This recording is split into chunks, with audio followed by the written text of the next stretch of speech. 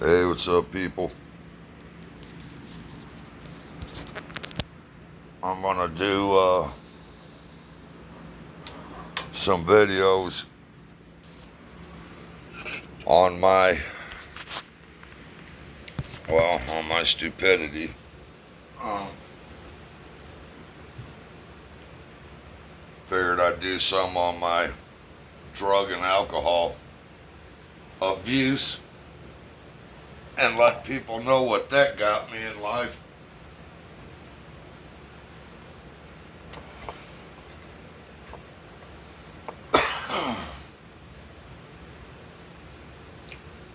I went through a lot of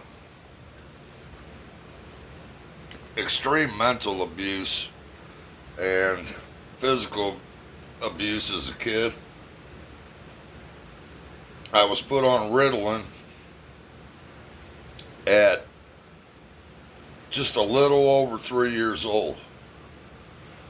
And the way I know that is when my mom died, I was given my baby book where she kept track of when I got my teeth and all that stuff. And I think it's like 38, 39 weeks or months old, I was put on Ritalin. Back then they called it hyperactive. Nowadays I guess they call it attention deficit disorder. But I started having grand mal seizures, and my neurologist, when I went in to see him, he said that I had that tumor in the pineal gland, and he said that the front part of my brain was a little underdeveloped. And the front part of your brain, one of the things it does is it says, okay, if I do this, these are the consequences.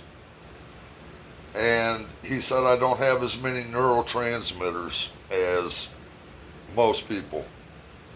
Neurotransmitters are the things that send the signal through your brain when your brain's trying to relay a message. And I told him that I was put on Ritalin at just a little over 3 years old. And he said, what the hell were your parents thinking? I mean, he freaked out. And all my doctors I go to now are holistic doctors. They try to find things before they just start throwing drugs at you. Because as a recovering drug addict, I take as little pills as possible. But he said, what the hell were your parents thinking? And then I got mad, and I said, my parents were thinking that your fucking colleague knew what the hell he was talking about. My dad was a carpenter, my mother was a homemaker. They don't know the calculus that goes into pharmaceuticals and shit. But I looked up long-term studies of people put on Ritalin at a very young age.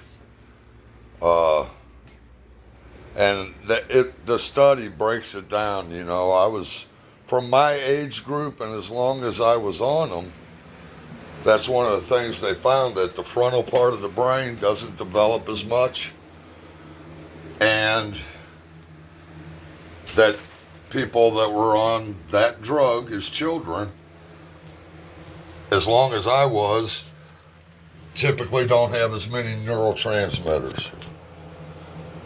And my mental health evaluation is manic depressive bipolar and intermittent explosive disorder. I always thought intermittent explosive disorder was just a cop-out for, well, you can't control your temper. But my neurologist said that makes perfect sense, because what happens is something will happen and I'll get mad, and before my brain before the neurotransmitters in my brain can say, okay, jackass, if you do this, these are the consequences. So sometimes what happens is my body gets ahead of my thinking. I'll swing before I get a chance to, my brain gets a chance to process what I'm doing and the consequences of that. I've never told my father, and I've never told my mother while she was alive what I just said, because I didn't want them blaming themselves. Because they had no way of knowing what that drug would do. And then my father, he used to always say my temper was so bad because when him and my grandfather built the house that we lived in, when my mom and him were married, he said that I wanted red carpet. So I had red carpet in my room. Now it's true. Like in psychiatric patients and stuff, when they get angry and flip out, they will put them in rooms that are like pink and light blue, real soothing colors. You don't want to put somebody that's angry and mad in a red room. But believe me, there's been many times in my life when I've heard my father say that, and I wanted to tell him what the neurologist has already told me. I mean, because it makes me angry. I mean, it couldn't possibly be that I have a bad temper because you beat my mother, you beat me, you beat my brother, you beat my stepmom. Pretty much anybody that pisses you off, that couldn't have nothing to do with me having a bad temper. It's got to be that red carpet, you know. And as many times as I felt like saying, there is a physical reason, a scientific reason, why I have a temper. Because you guys put me on them Ritalin whenever I was 3 years old. But I'm 58 years now. I've got almost 4.5 years off of drugs. I was 3 years and just barely over 3 years old. So let's just figure we'll go three and five, we'll go 8 years. So I'm 58 years old. 8 years of my life, I had no chemicals in my system as far as drugs go. The rest of my life, the other 50 years, I either had a chemical that the doctors were giving me and the psychiatrists were giving me, or I had a street drug in me. I'm 58 years old and I've only been sober 8 years total in my entire life. And believe me, psych drugs, I have been on everything. Damn near everything. They were giving me my PTSD. I was having nightmares so bad that me and my wife were having to sleep in different rooms because I was throwing elbows in my sleep. I would sleep out on the couch and she would lock the bedroom door. The normal doses of Seroquel that they typically give somebody is up to about 700, 800. They were giving me 1,200 milligrams of Seroquel as a dream suppressant. And I assure you, if you've never had Seroquel, you take 400 milligrams and in 2 hours you're going to be asleep, whether you want to go to sleep or not. Some of the places I was in, they were giving me Thorazine, which originally was a horse tranquilizer. And when I would flip out, they'd inject Thorazine in me. I've been on lithium, Depakote, I mean, you name it. Xanax. But, so really the last 4.5 years of my life, I've been having to learn how to deal with life raw, with no crutch. Um, the first time I did alcohol or any street drug that I can remember, I was in 7th grade, and me and two of my friends from school got in my dad and stepmom's liquor cabinet. And we were drinking the vodka straight because I had the brilliant idea it was a clear white liquid.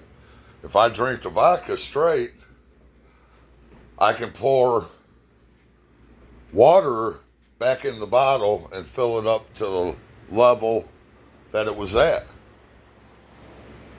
Well, Steve got so drunk he puked all over the bathroom. I had to clean that up before my dad and stepmom got home. They got home and I cleaned everything up, and we're sitting at the dinner table, and she decided to serve those little round potatoes that come in a can. And I was having problems keeping the potatoes on my fork and hitting my fork into the potatoes. And she was looking at me, my stepmom. She told my dad, she said, "I think he's drunk." And my dad said, "Are you drunk?" Or my dad said, "He ain't drunk." And then my stepmom said, "Yeah, I think he's drunk." Well, she kept on about it, and my dad said, "Come here.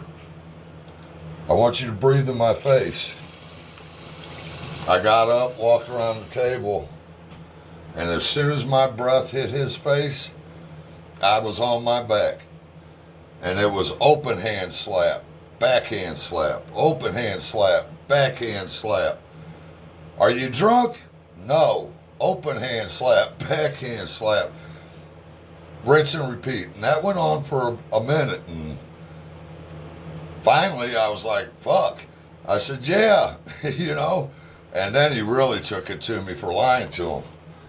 I was like, damn, I can't win for losing. But as I laid in bed that night, just got the living shit beat out of me, I realized something. I didn't feel it. And that's when I fell in love with my numbness. I drank and I did drugs for one reason: to not have to feel the emotional pain that I had, and to not have to feel the physical pain. When we moved over to my mother's, I ran into some people, you know, and they were just smoking pot and drinking. And this was high school. But I don't do anything a little. I either don't do it or I do it too much. I do everything to it. My whole life, I'm bipolar. Everything's extremes. That's what bipolar is. I had a psychiatrist that described it once perfectly in layman's terms. You know, he said, most human brains have a cap on how high or how low an emotion can go. Bipolar brain does not have a cap. Some bipolar people feel an emotion either so intensely that they literally lose their minds. But the things that make a bipolar person happy, sad, angry, those are the same things that make anybody else feel that way. It's not like we get mad or happy or sad about things that aren't normal. It's that when we do, it's so intense. It sounds terrible to say it, you know, to say, oh, a bipolar person hurts worse than a normal person. It sounds real selfish and narcissistic to say something like that, but scientifically it's the truth. The chemical that makes you feel happy I'm usually very depressed because my brain sometimes does not produce the chemicals that make me feel happy, makes anybody feel happy. And I go into a deep, deep depression. I mean, hopeless depression. And then sometimes I'll shoot up manic where I'm just bouncing off the walls. I feel like I'm the king of the world. Uh, and I used to like that when I was younger. It was like being on cocaine almost. But now that I'm older and my body's breaking down, those manic episodes hurt me. Because when I come down off a manic episode, I'm just wiped out. But that being said, my mother put me in like 4 different mental places trying to get me help because I was acting out. I'll go into why I was acting out in other videos. But I'm just going to stick to the drug and alcohol abuse in this one. But so I started doing pot and drinking in high school, and I don't mean every chance I got. I would stay gone 2-3 days at a time, freshman in high school. I'd come back, and by the time I was 16 years old, I was beating the hell out of my stepfather. And he was 6 foot, 240 pound man. I was 5'11", 165 pounds. And I come home from school, I'd get ready to go out, and where are you going? Out? You're grounded. Okay, and the door would slam behind me. Out I went. One time I was gone so long, I come home and I had to call my mom because they had moved. I didn't even know where they moved to. I was pretty much running the streets or in some institution, city jail, county jail, prison, foster homes, reform schools, fucking finally got turned over to the state of Illinois, became a ward of the state. And in my mother's defense, my mother tried everything she could possibly try. Nobody fought harder to save me from myself than my mother. But Amy's right here. She could testify to this. Hold this for a second. I gotta brush my teeth.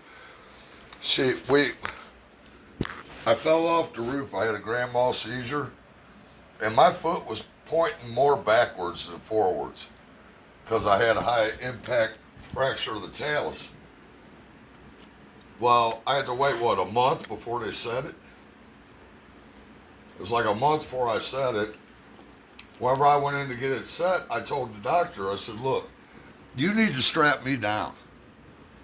I got a very high tolerance to drugs, and you need to strap me down. And he said, no, I assure you, we don't need to strap you down.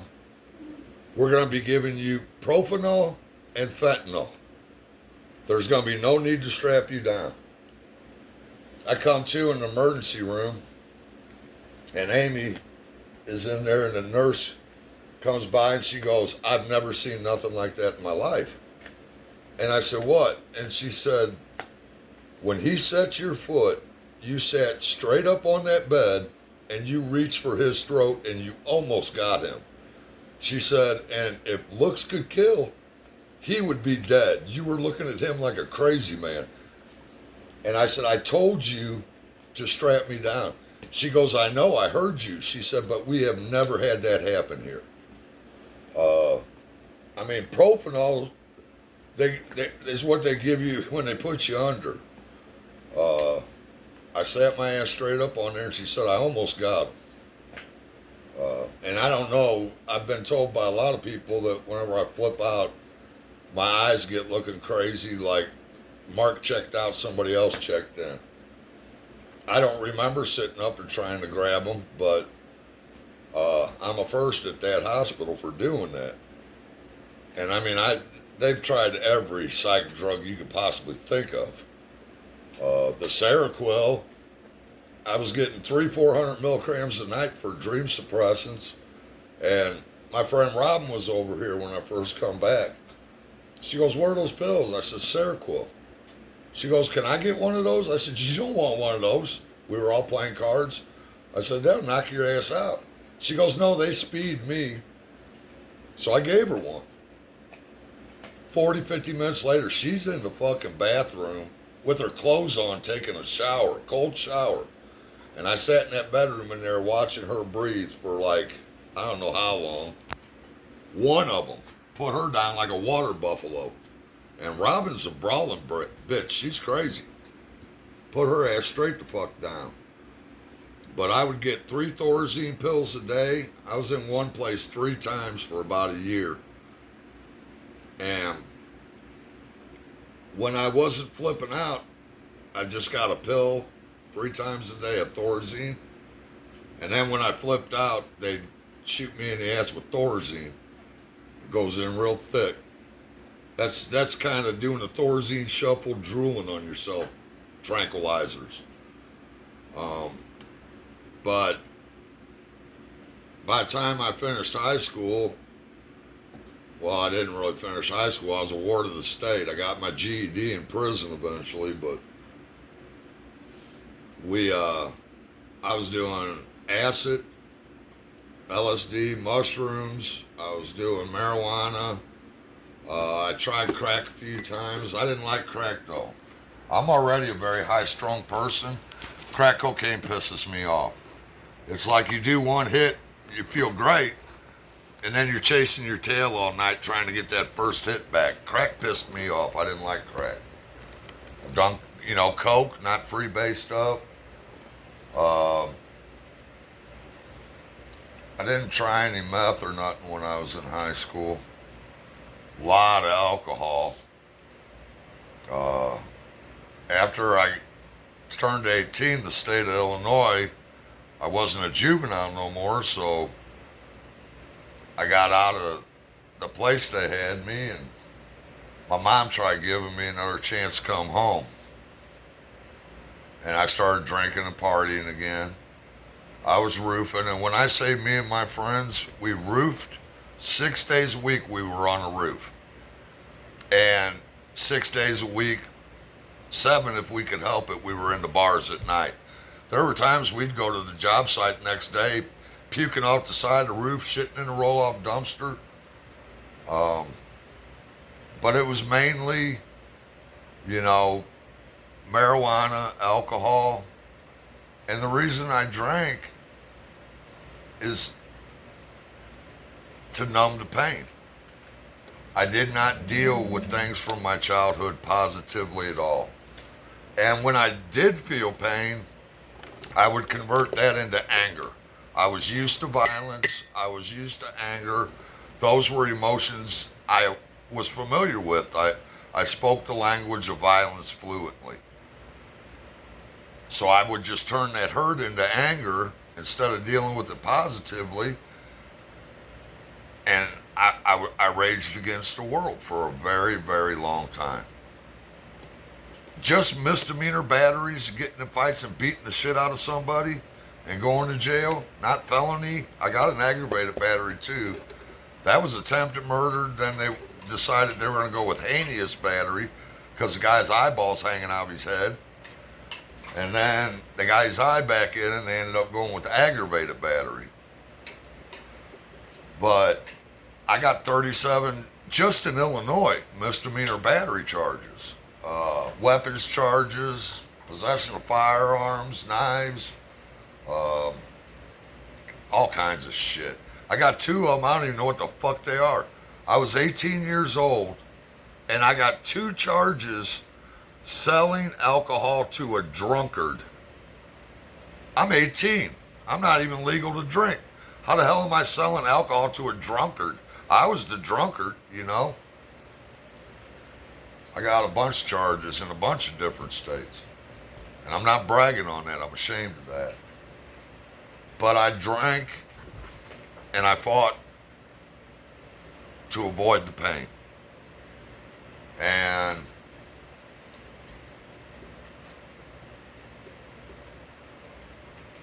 it was right before we went to Arizona I started messing with the pills.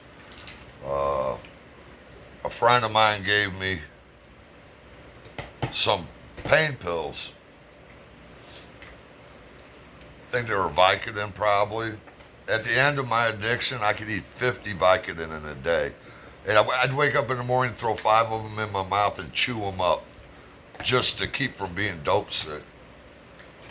But I fell in love with that drug instantly because opiates release dopamine into your brain.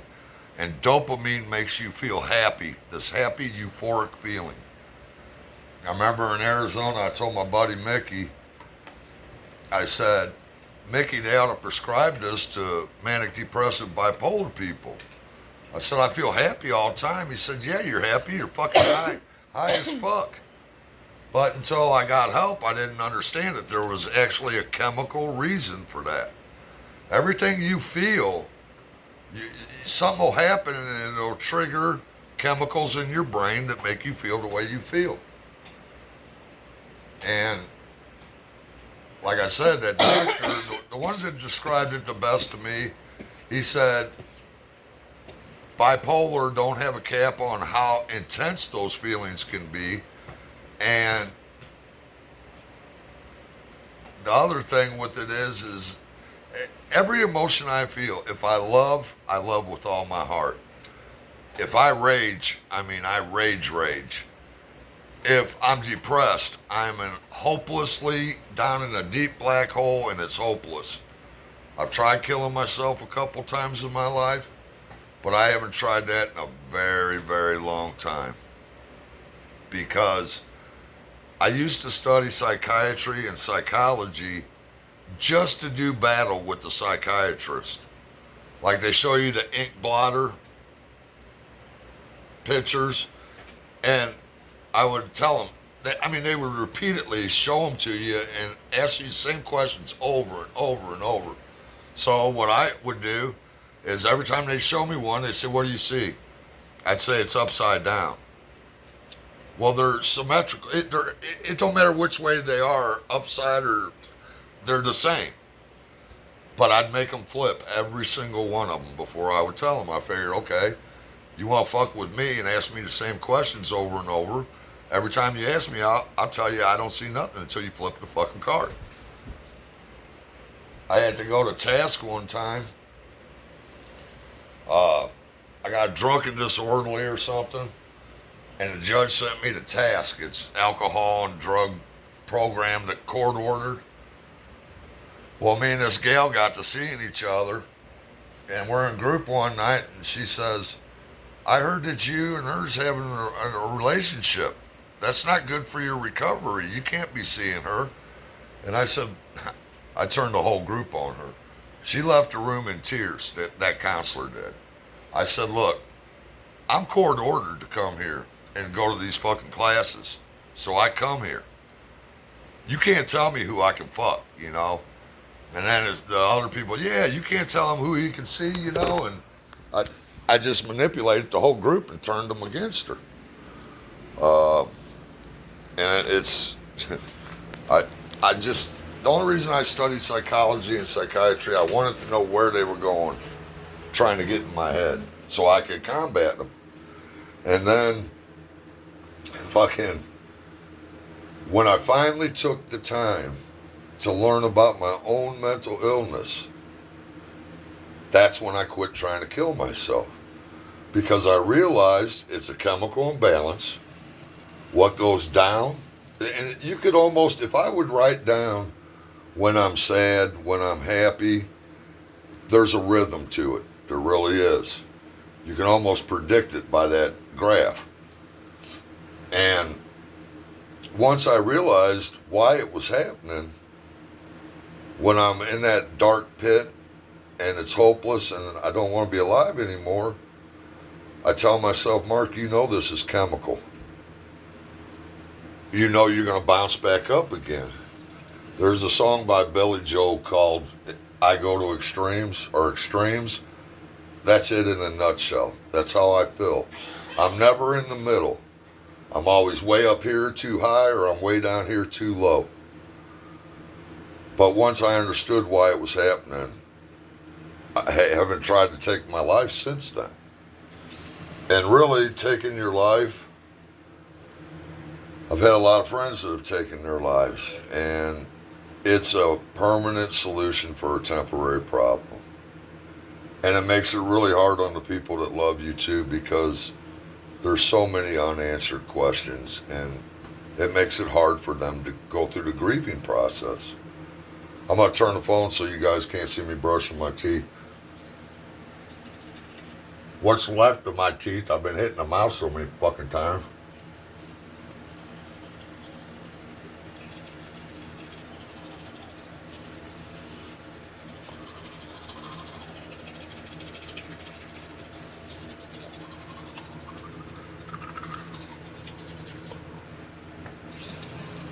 I'll brush them better when I get back, but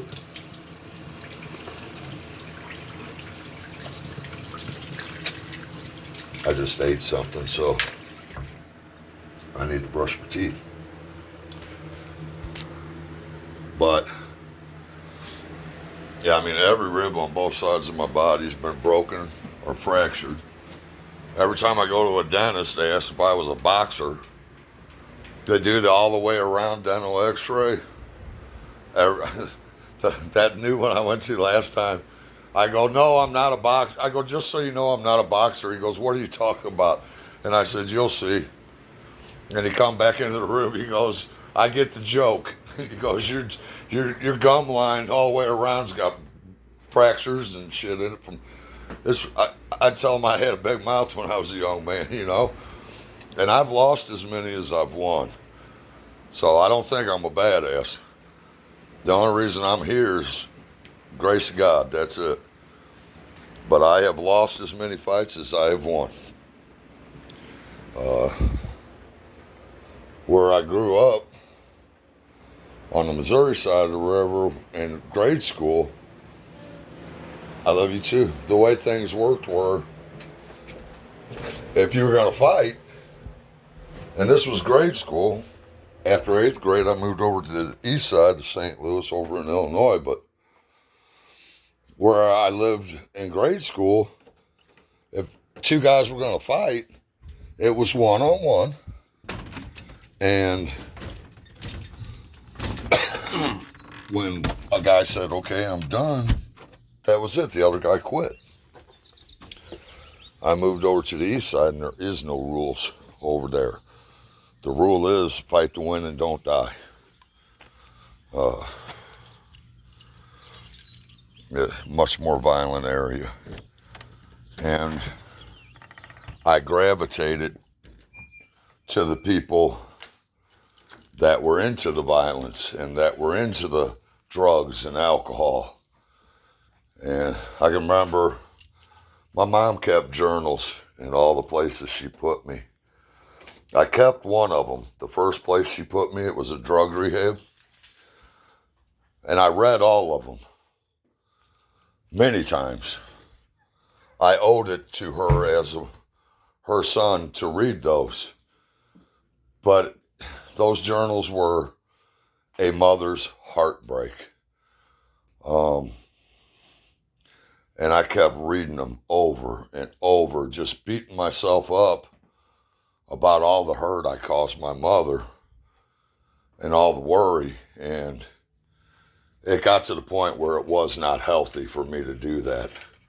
I owed it to her to read them and see how she felt while all that was going on. And I did.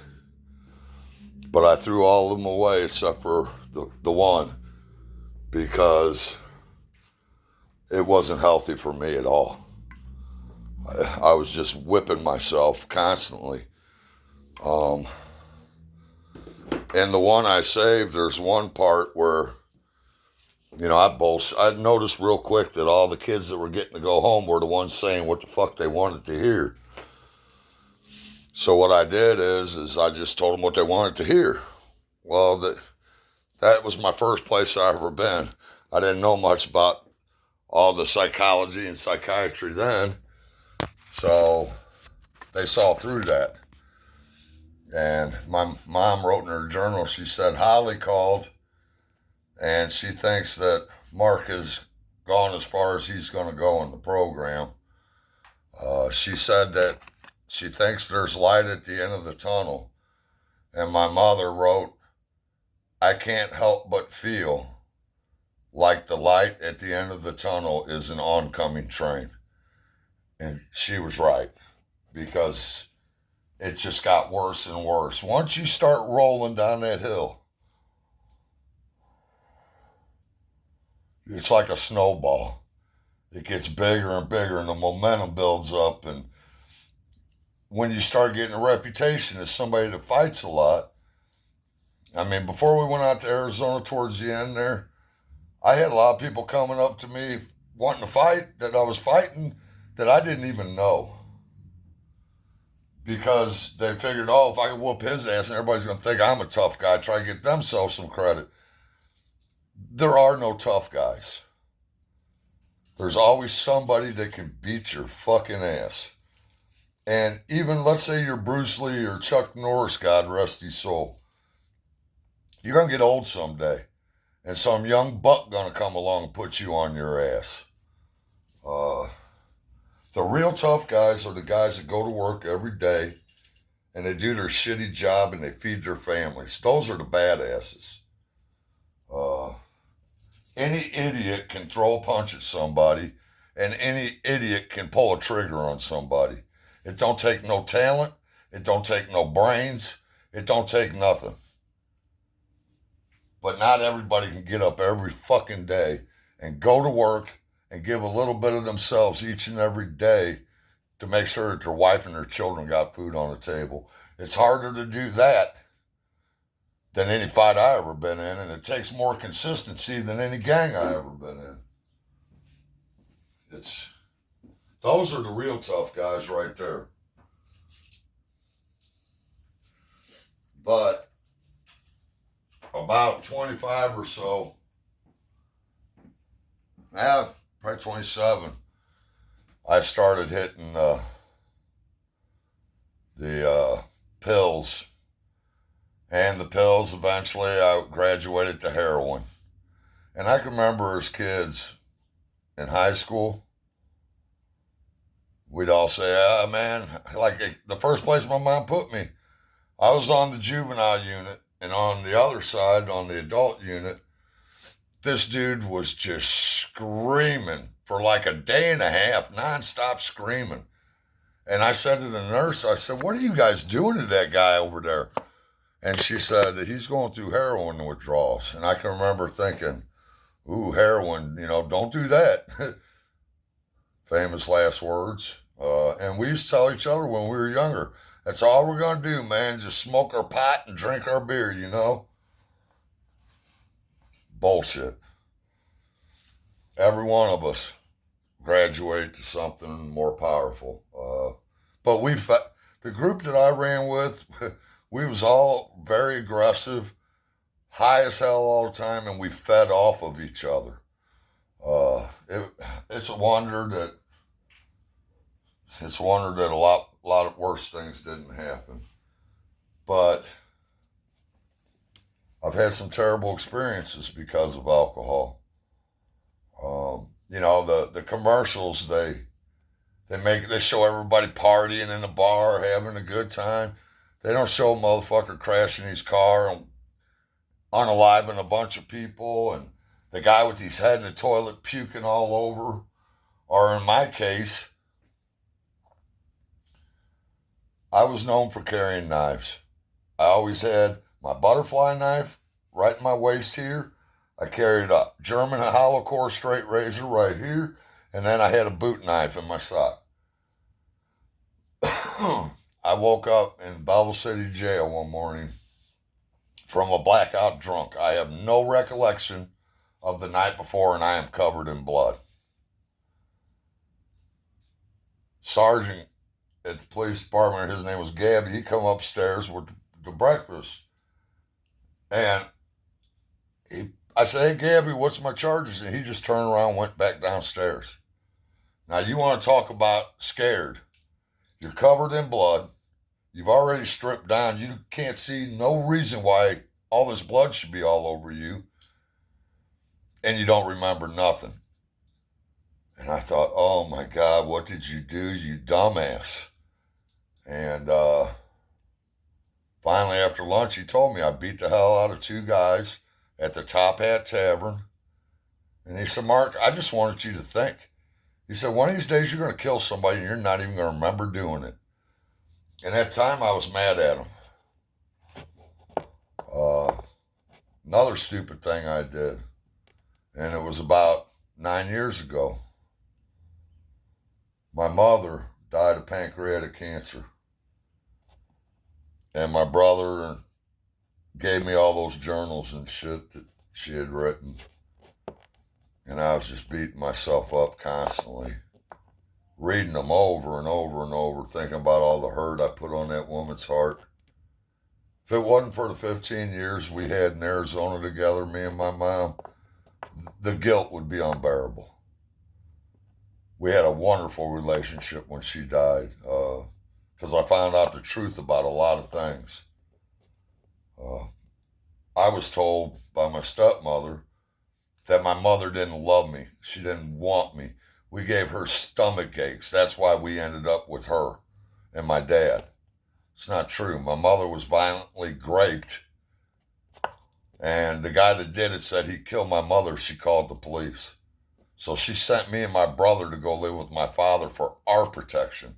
My father, after the divorce, had no parental rights whatsoever. The only reason my father got to see us was because of my mother's good gracious. And that fucking bitch lied on my mother to me. My father heard that and he never corrected her. We were called Sheila's kids, but I'm not going to get into that right now because I'll start getting angry about it. But me and mom had a wonderful relationship, but she died of pancreatic cancer, and I went to the bar. Come back here from Arizona, I went to the bar, and I was really depressed. I'm not going to make excuses. I had an ass full, and I went down this road, and it come to a T. And straight in between these two houses, straight ahead on that T, was a big old thick oak tree. So I turned the car around, the SUV me and Amy had, and I went all the way back down. Turned around, and I just floored it. I floored it. I took my seatbelt off, and I floored it. And I hit that tree so damn hard, all my teeth were loose. The airbag, I forgot about the airbag. And that airbag rang my bell. I mean, I hit it hard. I was dazed. I called Amy. She goes, where are you? I said, I don't know. I'm in the woods. I didn't even know where. That's how hard it hit that tree. And the cops, when they got there, they kept saying, why didn't you hit the brakes? Why didn't you hit the brakes? Well, I knew better than to tell them that I had tried to unalive myself, because that'll get you a real quick trip to the mental unit so they can keep an observation on you for a minute. But, yeah, I forgot about that damn airbag. If I wouldn't have forgot about the airbag, I would have went into that steering wheel and through that front windshield and into that tree. And I would not be here because I hit it hard. The car was just totaled. So that's another thing, alcohol, being drunk. And then out in Arizona, I'll make that story real quick. The only thing I've ever been able to grow in my life was grapes. And I had them going, and these ground squirrels, these little fucking ground squirrels, I hate them. They got like aliens, weird eyes, and I just hate them. They were eating my vines. So I bought this PVC pipe, and I built the frame, and I got the green gardening stuff, and I had it all so no birds, nothing could get in there. I even dug down 2 foot, and I put 1/8 inch metal that I had bent at a 90-degree angle down there, trying to keep them from digging in. All I had in the middle was about that much that wasn't metal. And them little bastards. I come home one day from work, and they wiped my grapevines out. They went underground, and they come up up into there, and they just decimated my shit. So I started drinking. I wake up the next morning, I got paddle cactus stickers in my balls, my ears, my face, everywhere. And I said to Amy, I said, what the fuck? What happened? And she said, you were crawling around through cactus and everything with the rifle shooting ground squirrels all night. I've been known to go up in people's yards and try to run them over. I hate the little bastards. They got a college in America here that's the only thing on God's green earth I hate. They got this program that they're trying to figure out the most efficient way to kill them so they don't wipe out crops. And I donated to it. That's how much I don't like them. I even got a theory on them. They got flat tails. Their tails are like flat. And I think that's because when God created them, he realized I just created some little fucks. And he went to stomp on it, and he just got the tail. But and then Bozo the Clown. The second Bozo the Clown. I don't even want to get into that story. I hate Bozo the Clown, and I can't stand ground squirrels. But everything else, it's cool. But Bozo the Clown and ground squirrels, my foot was not over the line. Got screwed out of a banana seat bike on the ball toss game with the bucket, because that fucking clown lied on me, man. Fucking lied on me. Fucking Bozo. My mom had to physically, we went up to Chicago to see the Bozo show. I didn't even know who the Bozo was. And then Gary Janicki had his birthday party there. I was in like 4th grade. No, I wasn't even that old. Like 2nd grade. We drove all the way up to Chicago because he had his birthday on the Bozo show. And the 5th bucket on the ball toss game, the motherfucker lied to me. He lied. My mother had to physically come up and get me off the stage.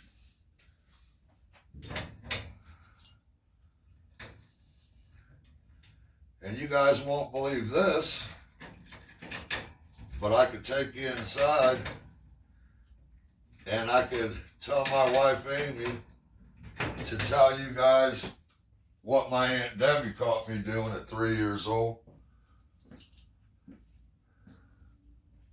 I don't know if it's true or not, but my mother and my father both used to say when they tested me for IQ, I had a genius IQ.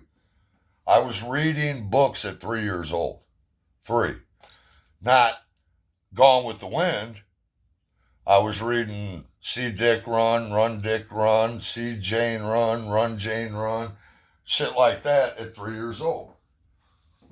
And my Aunt Debbie says she woke up one morning. She was watching us. I had an open beer, a lit cigarette in the ashtray, and I had the comic strips sitting there in a recliner looking at the comic strips. I said, no way. She goes, oh, yeah. Yeah, you did. I asked my dad, yeah, you did. And I got a little note my mother kept till the day she died. It's the first time I ran away from home. I was in kindergarten. It says, Mom, I have runned away, and then from is spelled F-U-M-E. I have runned away, fume home. And I remember that. I had my little Smokey the Bear teddy bear, he pulled the string, and he talks. I used to hold him by the leg and bust my brother Kenny in the head with that voice box when he pissed me off.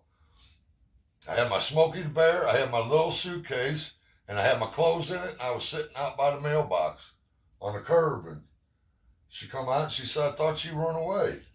I said, I did. And she said, well, why are you still sitting here? And I said, because I'm not allowed to cross the street or Dad will whoop me. I got the little note inside. My first runaway note.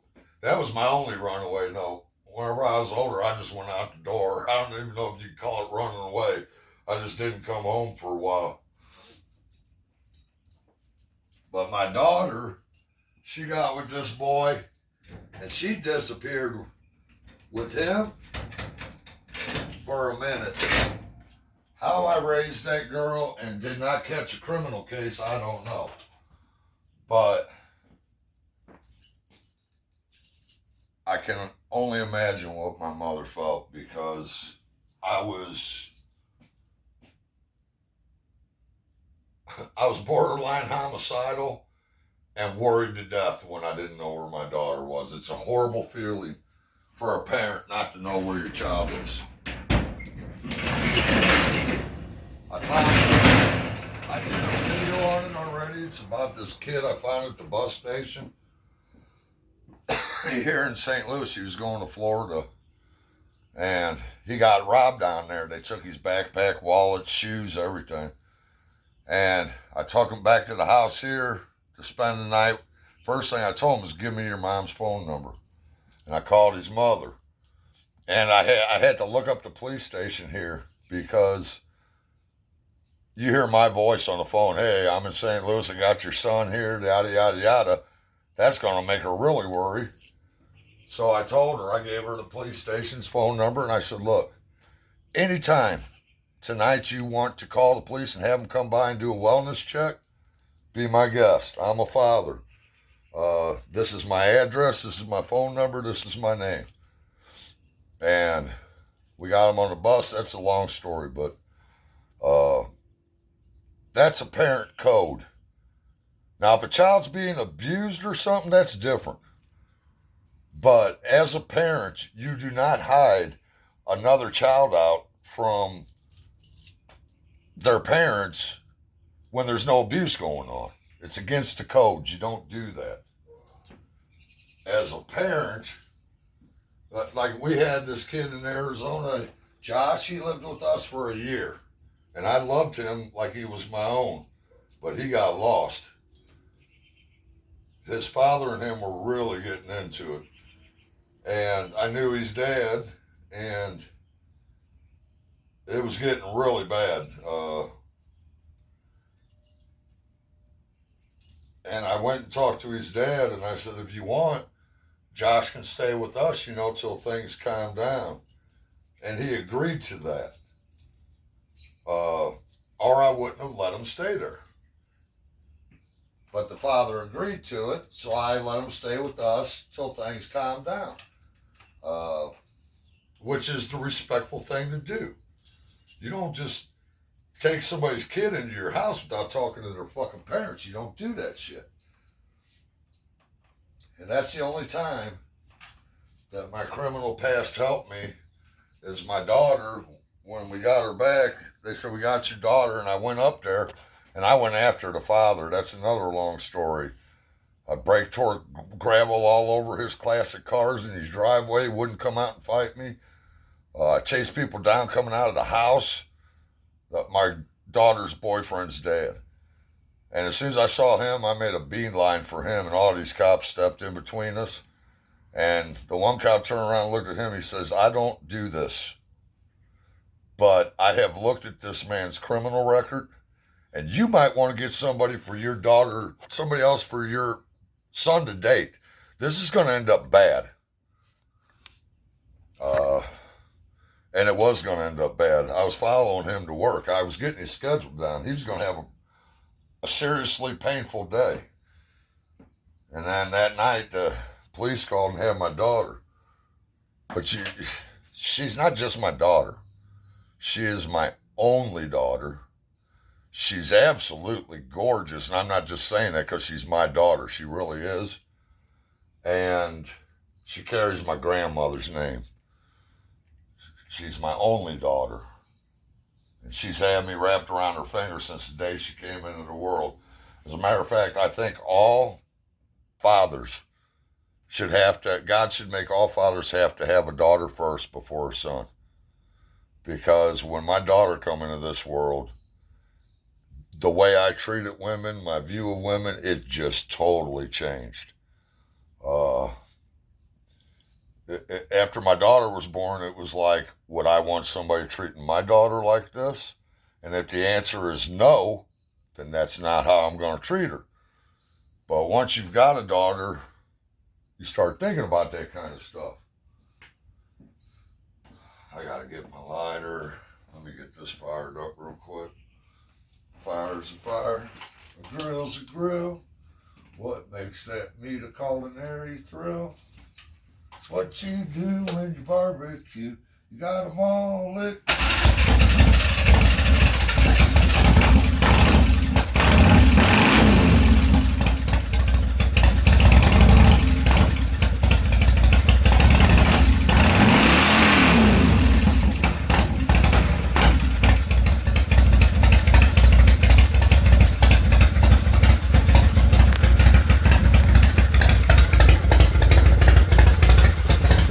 Go and get my lighter, and I'll finish this video in a few because I'm gonna go ride real quick. It's beautiful out here, and I feel the need for speed. I'm just kidding. I don't ride fast no more. That's a young man's game. I ain't got the reflexes for that shit. Hey, Amy, I need a lighter in my cigarettes, babe. That's a young man's game. And that time me and Amy laid the bike down. I respect the bikes now. I still don't wear a helmet. I know it's safer, but I mean, I'm on blood thinners. The doctors told me I probably shouldn't be riding a bike, but Amy said, no, you can't take that away from them.